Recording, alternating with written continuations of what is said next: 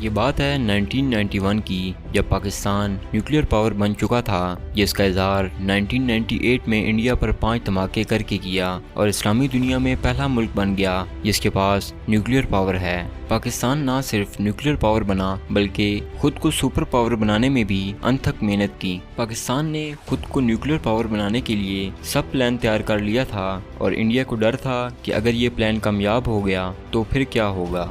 आज पाकिस्तान को चाइना की दोस्ती पर फख्र है क्योंकि चाइना सुपर पावर बनने की कोशिश कर रहा है। अगर ये प्लान कामयाब हो जाता तो पाकिस्तान चाइना के मुकाबले में खड़ा हुआ नजर आता या शायद चाइना से भी आगे निकल जाता। अगर ये प्लान कामयाब हो जाता तो सबसे ज़्यादा नुकसान इंडिया को उठाना पड़ता, मगर ये पाकिस्तान की बदकिस्मती है कि ये प्लान कभी कामयाब ही ना हो सका। तो चलें आपको इस प्लान के बारे में बताते हैं।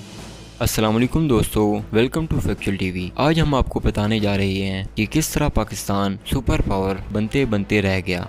ये बात है 26 दिसंबर 1991 की, जब सोवियत यूनियन टूटा था। अगर आपको सोवियत यूनियन के बारे में नहीं पता तो आपको बताते चलें कि सोवियत यूनियन एक मुल्क था जिसमें आज का रूस, उज़्बेकिस्तान, यूक्रेन, कजाकिस्तान, आर्मीनिया और इसके अलावा बहुत सारे मुल्क शामिल हैं। सोवियत यूनियन के टूटने पर यहाँ के लीडरों ने इन कंट्रीज में खुद को फाउंडिंग फादर डिक्लेयर कर दिया। अपनी कंट्रीज में अपने स्टैचू बनवा दिए, अपनी सालगिरह की खुशी में पूरे मुल्क में छुट्टियाँ करवा दी, अपने नाम पर सड़कें बनवा दी और बहुत कुछ। मगर ऐसा क्यों? क्योंकि ये सभी कंट्रीज अपना मकसद ढूंढ रही थी। सोवियत यूनियन में कम्युनिज्म था, इसीलिए इन कंट्रीज ने कम्युनिज्म को ही अपनी आइडियोलॉजी मान लिया था। मगर सोवियत यूनियन के टूटने से कम्युनिज्म फेल हो चुका था, इसीलिए ये कंट्रीज एक ऐसे फैक्टर को ढूंढ रही थी जो इनको आपस में जोड़ कर रख सके। इन सब कंट्रीज को आपस में जोड़ कर रखने में इस्लाम ने अहम किरदार अदा किया है। इसी वक्त एक और चीज़ का भी पता चला कि इन कंट्रीज में हाइड्रोकार्बन के बहुत बड़े ज़खायर हैं, मगर इन कंट्रीज के पास इतने रिसोर्सेज नहीं थे कि वो हाइड्रोकार्बन को निकाल सकें। अगर वो इन रिसोर्सेज को निकाल भी लेते हैं तो इससे भी इनको कोई फ़ायदा नहीं होगा, क्योंकि ये कंट्रीज हर तरफ से खुशकी से घिरे हैं, जिसकी वजह से वो ये रिसोर्सेज किसी को बेच नहीं सकते। इस वक्त 3 कंट्रीज की नज़र इन कंट्रीज पर पड़ी, जिनमें पहला तुर्की, दूसरा ईरान और तीसरा पाकिस्तान। सबसे पहले तुर्की इस प्लान से बाहर हो गया क्योंकि वो इन मुल्कों से बहुत दूर था, जिसकी वजह से उसे बहुत ही थोड़ा फायदा होता। तुर्की के बाद ईरान को भी इस प्लान से जाना पड़ा क्योंकि इन मुल्कों ने ईरान को तस्लीम नहीं किया। इसकी सबसे बड़ी वजह ये थी कि ईरान एक शिया मुस्लिम कंट्री है। तो अब पीछे रहा सिर्फ पाकिस्तान। अब जो फायदा इन तीनों कंट्रीज को होना था वो सिर्फ पाकिस्तान उठाता। अब चूंकि ईरान और रशिया दोनों इन कंट्रीज के साथ नहीं थे तो पाकिस्तान को अमेरिका की सपोर्ट भी हासिल थी।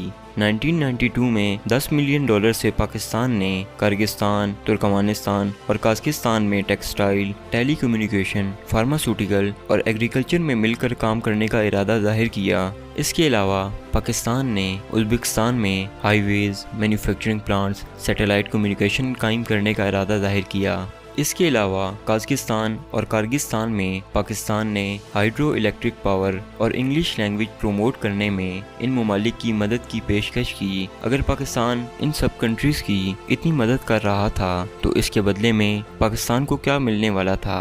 पाकिस्तान का प्लान ये था कि एक पाइपलाइन बिछाई जाए जो इन सभी कंट्रीज से होते हुए कराची तक आए, ताकि यहाँ से सब हाइड्रोकार्बन फ्यूल पूरी दुनिया में बेचे जा सकें।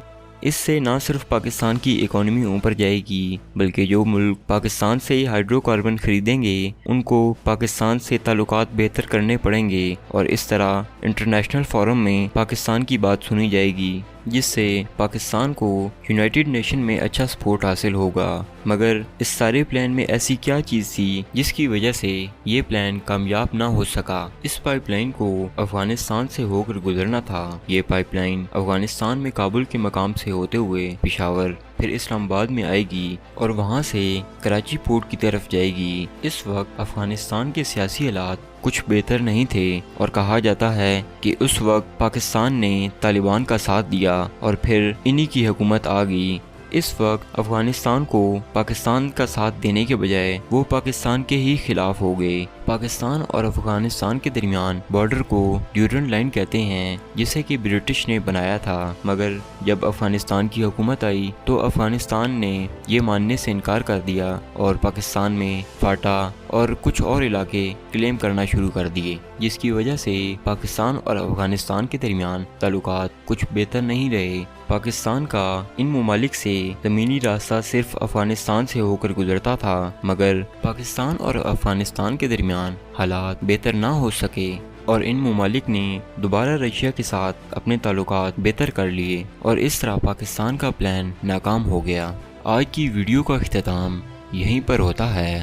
اگر آپ کو یہ ویڈیو پسند آئی تو لائک کریں اور سبسکرائب کریں اور مزید ایسی ویڈیوز دیکھنے کے لیے ہمارے ساتھ جڑے رہیں۔